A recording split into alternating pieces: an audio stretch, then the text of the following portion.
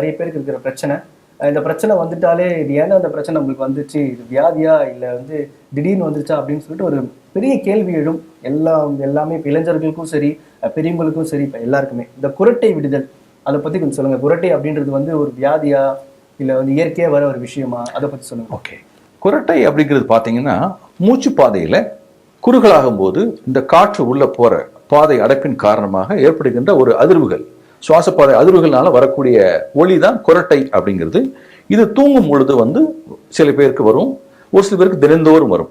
நார்மலாக வந்து தூங்கும்போது அமைதியாக சப்தம் இல்லாமல் தூங்குவது தான் மிக மிக முக்கியம்.